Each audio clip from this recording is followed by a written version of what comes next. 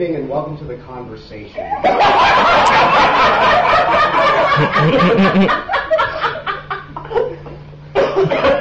I'm your host, Roy Koshy. Later on in the program, we will be talking with New York Times columnist Thomas Friedman.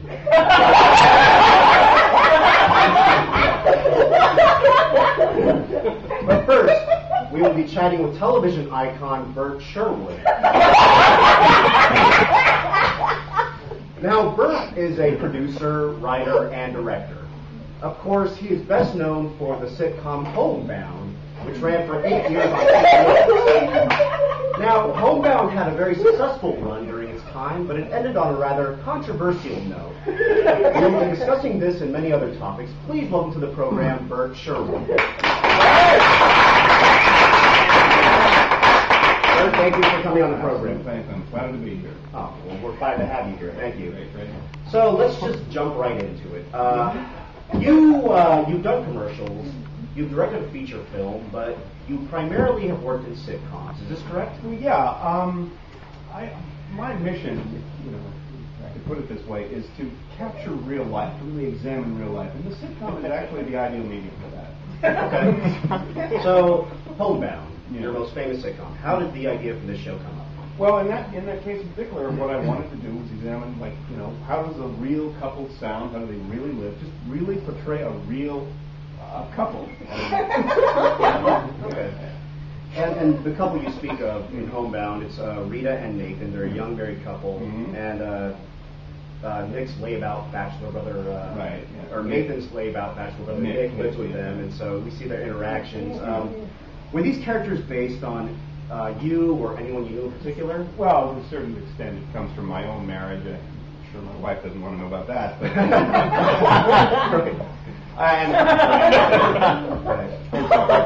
portraying from real life, so I get from real life. Okay. Well, we actually have a short clip from the program Homebound, so if it's ready.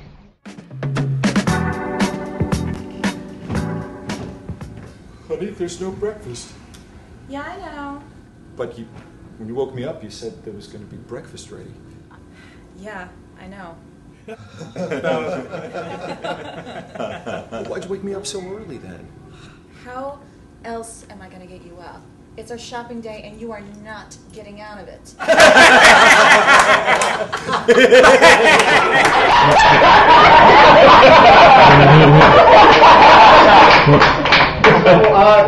So this clip, this typifies what you were going for. Just simple, finding humor in regular domestic life. And I knew I was successful when we started hearing from people saying, I have had that exact same conversation.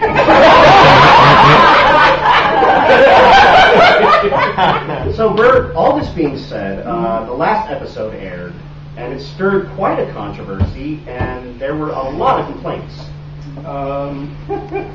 Yeah, well, it's the end of 8 years. You've been following these characters all this time. There's no perfect ending. I mean, you can't please everybody, I guess. Okay, well, we actually have a clip of the final scene. Of the final episode of Homebound. Let's take a look if it's ready.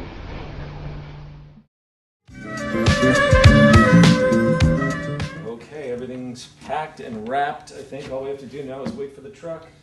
This is so weird. I think I'm really going to miss this dump. Hey, honey, I know I don't say it enough, but I don't care where we live. As long as we're together, I'm always at home. Oh, sweetie. I love you. But just do me one favor. Don't ever cook again. But I love you. Hey guys, I think I broke the toilet again. For old time's sake, I guess. Nick! No!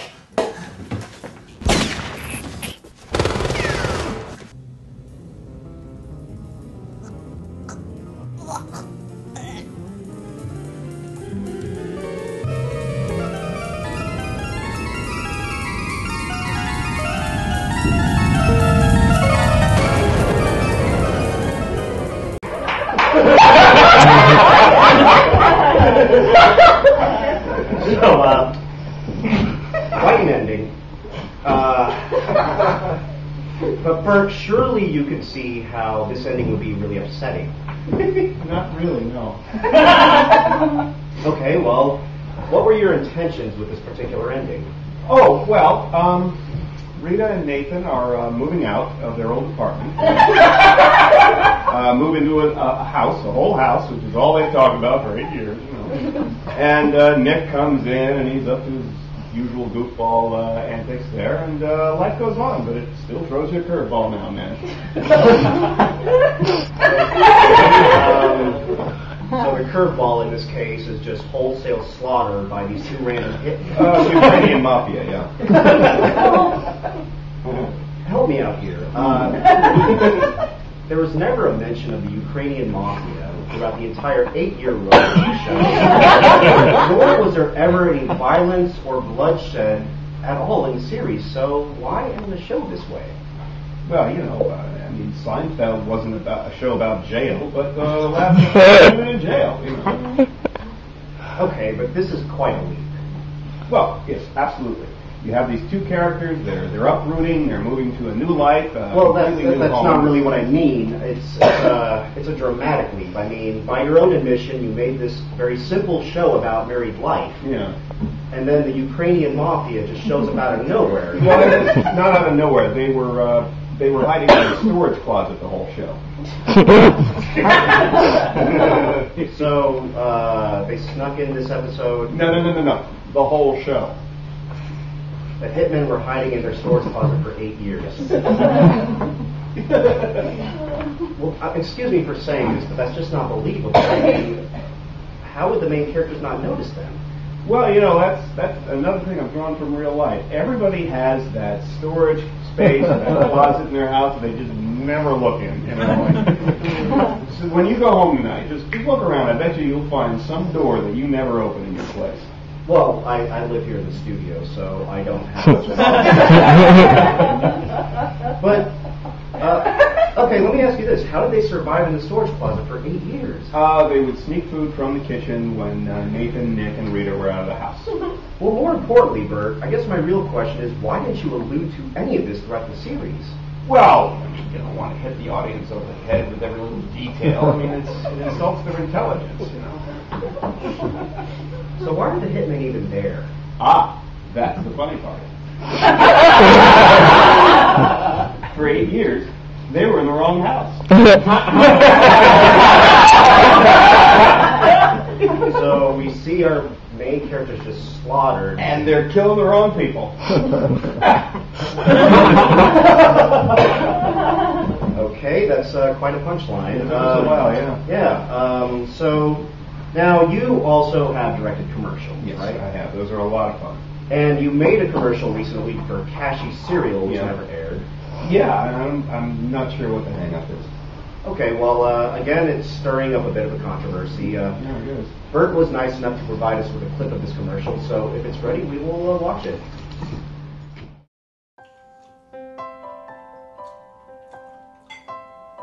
Honey, I thought you wanted me to eat healthier. Of course I do. But this new cereal you got me, it's so sweet and delicious, it's gotta be terrible for me. Not at all. It's Koshy. Koshy's cereal provides plenty of daily protein, fiber, and vitamins, combined with great taste and flavor. You know, I could get used to healthy living.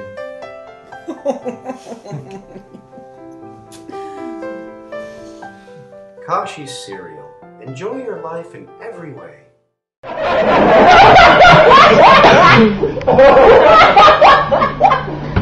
So please share with me your thoughts on this commercial. Well, what I was trying to do was capture real life. What I had done with the sitcom, just to see if I could put it into a 30-second commercial format. Well, you say real life. Surely you would agree that most households don't have Hitler wandering.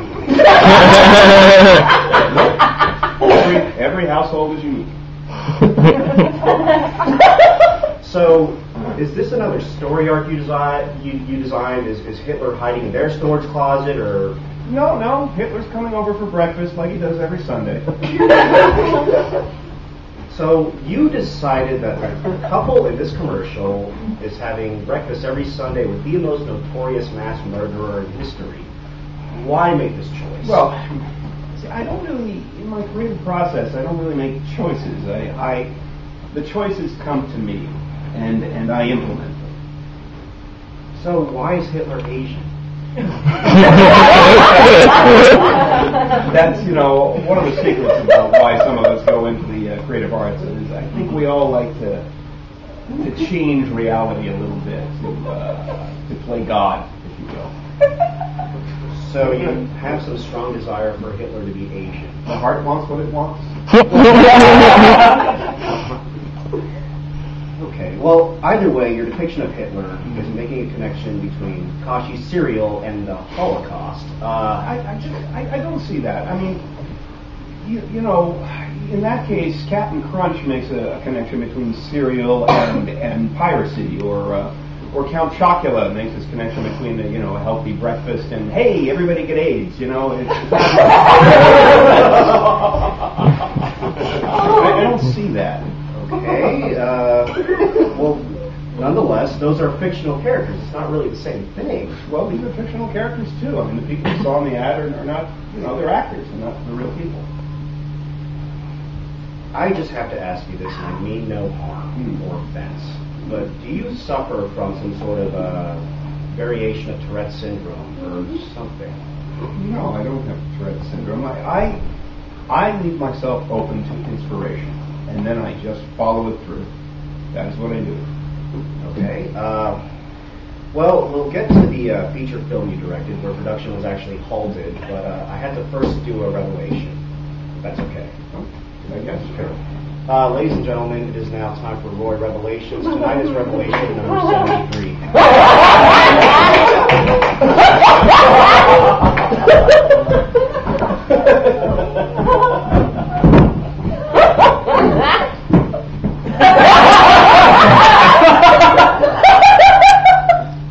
I often fantasize about Judy Blume.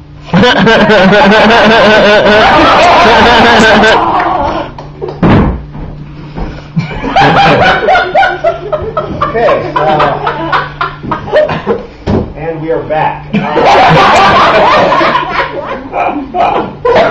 So I just want to speak about the feature film you directed. It's called Finding You Again. Yes.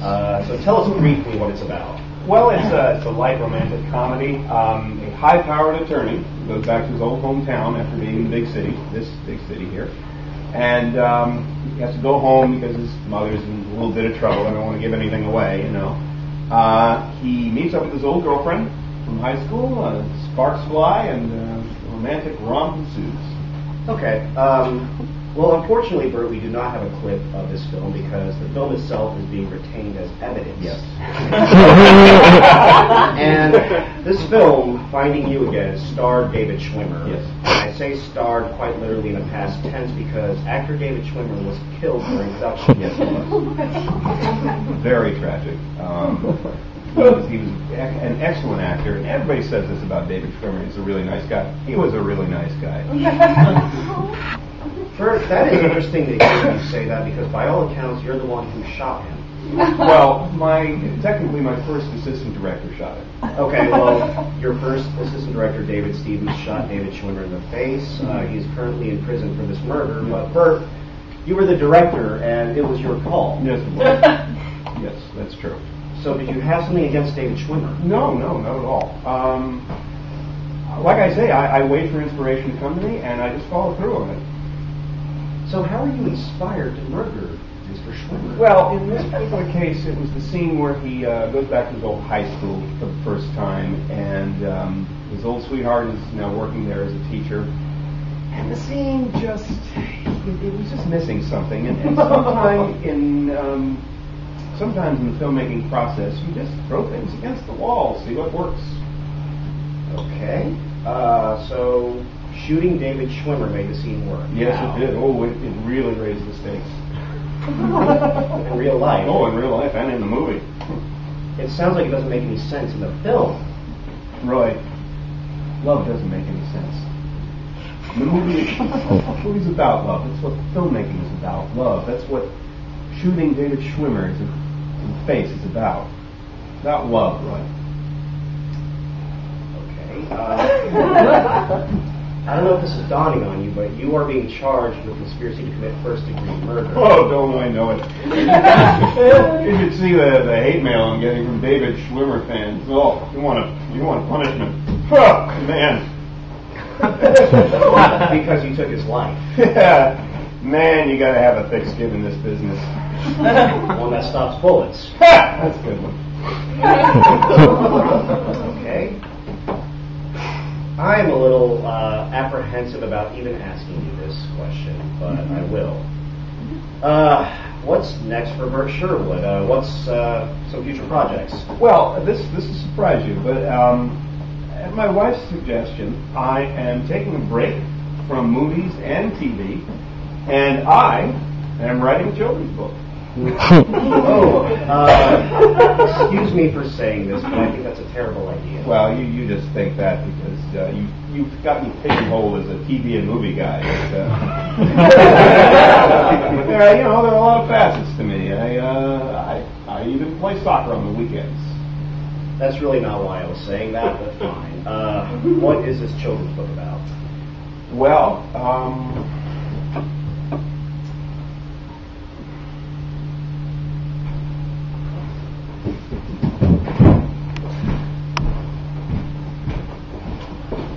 give me a God! Oh my God!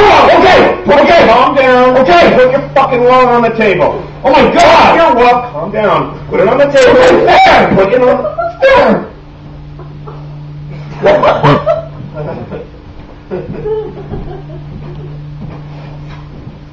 So that's basically what it's about. Yeah. What the fuck? You just mugged me, Bert! He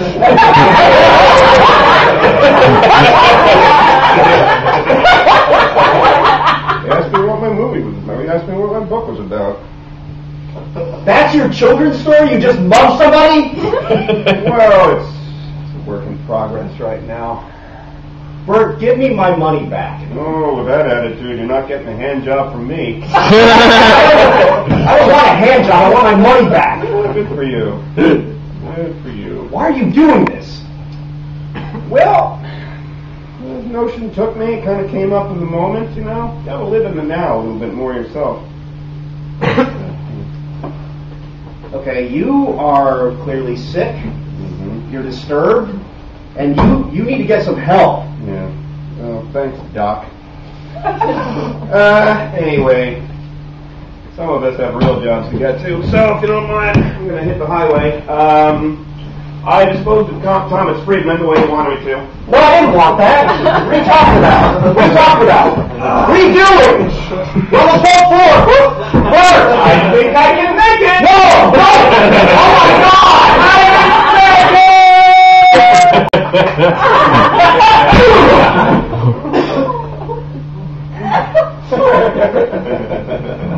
Bert Sherwood just jumped to his death.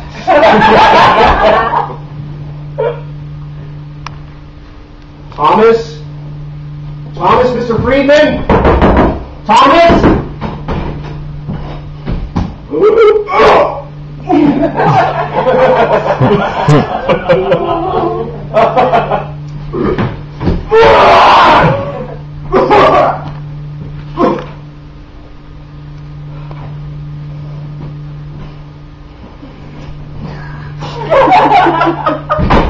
Ladies and gentlemen, my apologies go to the family of Thomas Friedman. Evidently, Bert was inspired to recreate the infamous Black Dahlia murder. Mr. Friedman to do so. And I just want to say that this is doubly a tragedy for me because I was just beginning to like his columns.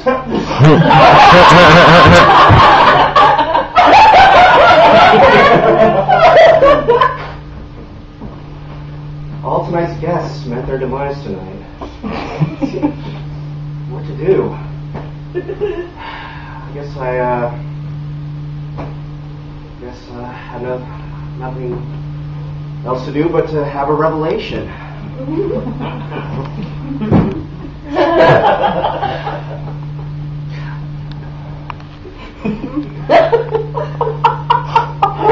Bert was right. Life does throw you a few curveballs. You know, it's never a dull moment here on The Conversation. Why, in the middle of last week's interview, Supreme Court Justice Ruth Bader Ginsburg joined a gang. The week before that, composer Danny Elfman contracted gonorrhea during our interview. And the week before that, young adult novelist Judy Blume, well, she invaded my heart and hasn't left. I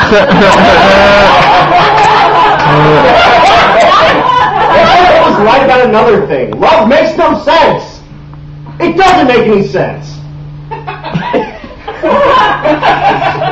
I mean, here I am, interviewing the finest minds of our generation and any other generation.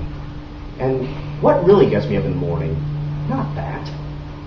It's the imaginary love affair I'm carrying on with the author of Are You There, God? It's Me, Margaret. An affair that she doesn't even know about. Yeah, love makes no sense, I'll say. Now, I mean, I've never been gunned down by the Ukrainian mafia, but don't we shoot emotional bullets at each other? Don't we hide in our own storage rooms for 8 years, only to explode on the ones we love? Don't we mug each other's hearts?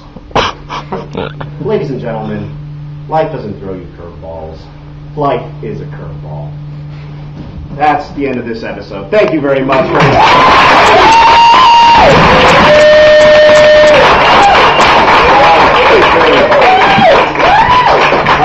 Take it out, sir. There we go. I just want to thank Bob Brady in the booth for all his hard work.